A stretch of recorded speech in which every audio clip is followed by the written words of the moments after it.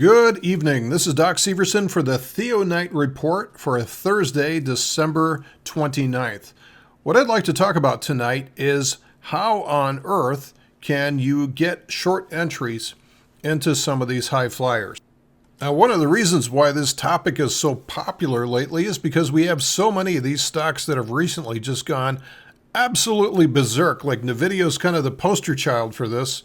And it's actually been shown that the pain of missing a move like this to the upside is even greater than that of taking a stop out on a current position. So watching something like NVIDIA run away to the upside without you being on board is so painful that usually what people want to do is revenge trade against it. To say, well, you're not allowed to do that, or you're running to the upside on no fundamental reason whatsoever, so I'm going to punish you. I'm going to short you or do whatever, buy puts or set up bearish call spread positions, anything to be able to punish NVIDIA for running away without you.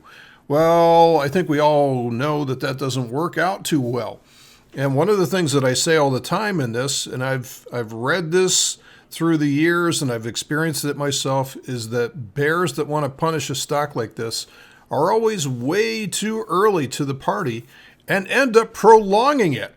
Because their bearish positions get pushed back, and then they either have to buy them to close or hedge them in some long delta manner just to be able to recoup some of the loss. So it's kind of a vicious cycle. The more you hedge, the more you buy back your positions, the further up it goes, etc., etc. So how can we be a little bit smarter about getting on board one of these things before it goes through an epic plunge to the downside? Well, the first thing that you have to start off with is to let go of your agenda. Look at the price and say, is it moving to the upside or is it moving to the downside? Could it start to move to the downside? Well, normally when I see a stock that's moving in a manner like this, I will normally start to anticipate that, wow, this is unsustainable. There is just so much accumulation going on here. So like I say, usually it's unsustainable. Usually it will have a very difficult time in the back half of that. So a good example of that would be something like silver, as it got into 2010, just went ballistic to the upside, right? But it also had a very difficult backside to this. So I don't know whether or not NVIDIA is going to do the same thing or not, but this is a good start when we see something just going absolutely berserk to the upside. Typically that does make eventually a good short candidate as it comes back down to earth and normalizes and kind of reverts back to the mean. So back to NVIDIA. Well, there's basically just a few principles that I want to cover with you tonight to give you a little bit more structure in terms of how you go about doing something like that. So just chasing after something or shorting something is basically akin to laying down on the railroad tracks and daring the train to run you over. Well, we know who's going to win that battle. So let's put some more structure behind it and how we can do something like that. First of all, what I will talk about here is that markets, to give kind of a crude expression that you might remember, no one pukes at the top of a roller coaster. So nobody hurls at the very top. It's usually after things get going. And what will happen first is that range expansion like this will lead to range contraction. So one of the first concepts to understand here is that markets that are going like this will eventually need to correct. And that correction typically takes the form of some type of consolidation or some type of non-linear price behavior. There's an expression which is that tops are a process, bottoms are an event. So a market top usually gets very, very noisy and very volatile if and when it does, before it does release to the downside, right? But a market bottom is usually a one-time event. Especially lately, this is what we've seen. We've seen tops be very noisy. We've seen bottoms be just a single binary event. So to put this in example for NVIDIA, I wouldn't bother placing a bearish position on this until it starts to settle into a range. Now, this will have another good effect for you, for those of you that are option traders, because typically what will occur as the price pulls into a range is that you'll see the implied volatility kind of settle down like this because people get bored watching something that's range bound, so everything's just sort of quiets down, and this is where you want to be a net buyer of options if you're going to be buying something such as out of the money puts. Now, just because something settles into a range, should you be buying out of the money puts? Well, that's one way to do it. That's fairly speculative. Could we add a little bit more precision by using the charts? Well, absolutely. So let's go to a couple of charts that have broken down in the past and show some of the structure that we could have used. One of these would be Chipotle Mexican Grill. So another basic tenet that you can apply towards this is that rising patterns will break to the downside. So a simple trend line will give you some structure to this. So in this case, as Chipotle finally broke this longer term trend line, which was in place here, all the way along here. So you wouldn't have wanted to necessarily, unless you could, spot these exhaustion moves here and just sort of play it piece by piece along the way. That's one way to do it.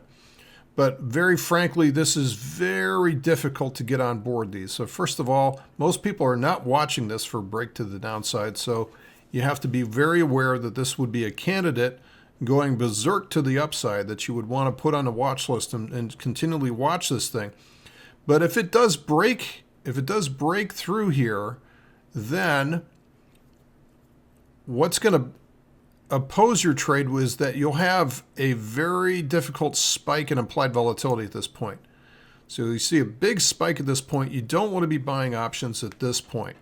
You'd rather be selling them at this point, but this is not going to, selling an option is not going to give you the gains that you're looking for this trade. So what you have to do is one of two things.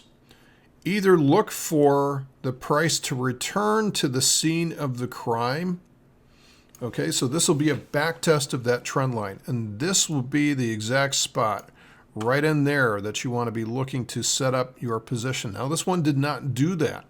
This was such a big distribution to the downside that you're left with option number 2, which is to sell the rips.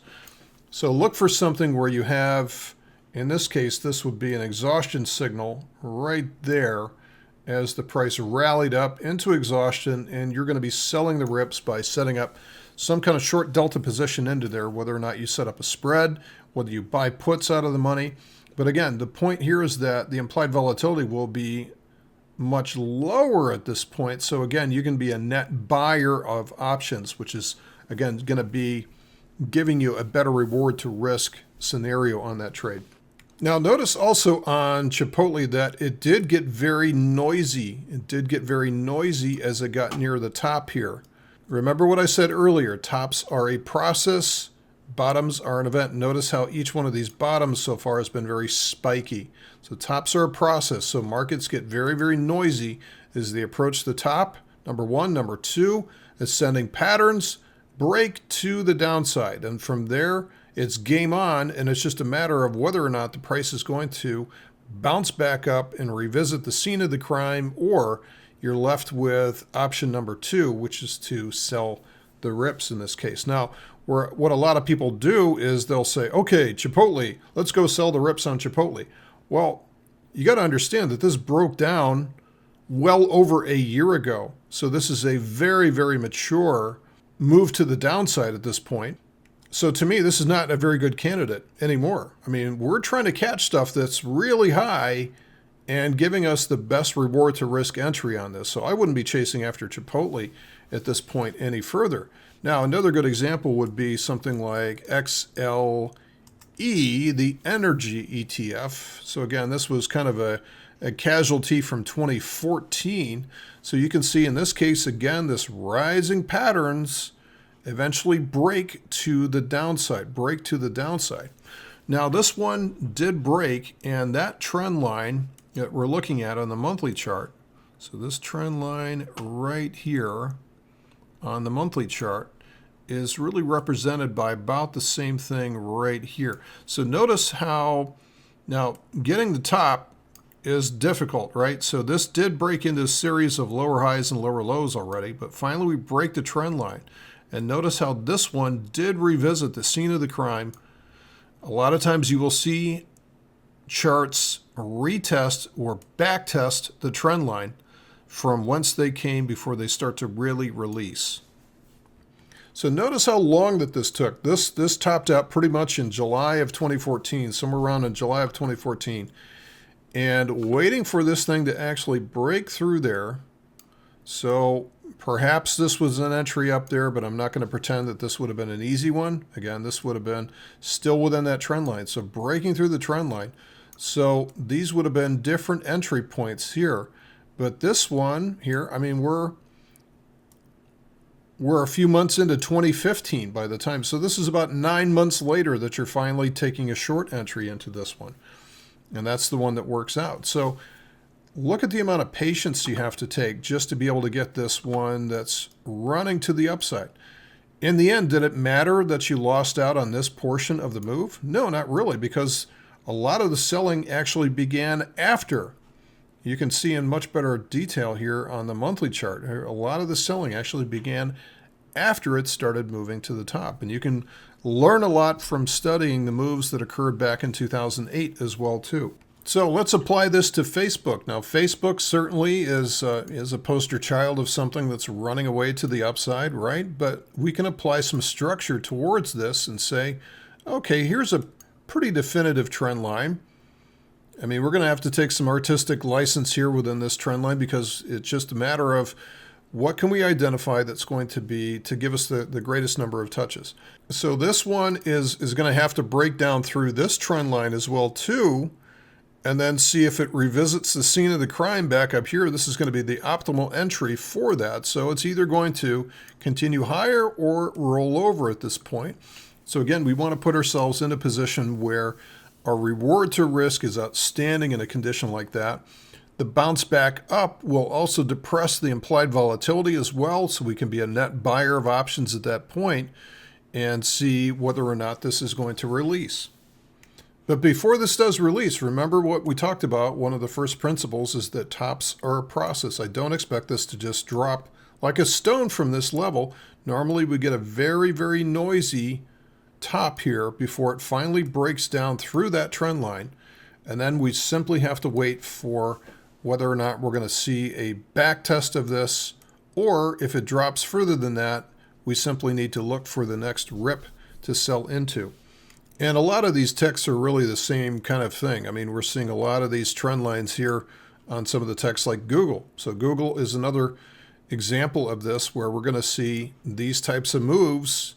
And before we see any kind of a move, I mean, this was actually one back here in 2008. We saw Google set up a lower high, break through the trend line, but fortunately it stayed fairly strong. So the only short entry was just this one here as it back tested that trend line. So as we transition out of 2016 and we have stocks in an epic rally, in some cases like the Russell up 20%, we may get some of these opportunities coming up as we get more volatility into 2017. So apply some structure towards your short entries. Don't just sit there on the train tracks waiting for the freight train to run you over. Put some structure into this. Understand the trend lines. Understand how market tops are a process. They're not an event. And then simply box in your opportunities. Look for those trend lines to be broken. Look for the back tests, or look for the rips to be selling into. That is it for tonight's report. Thanks for listening, folks, and we will see you tomorrow. Take care.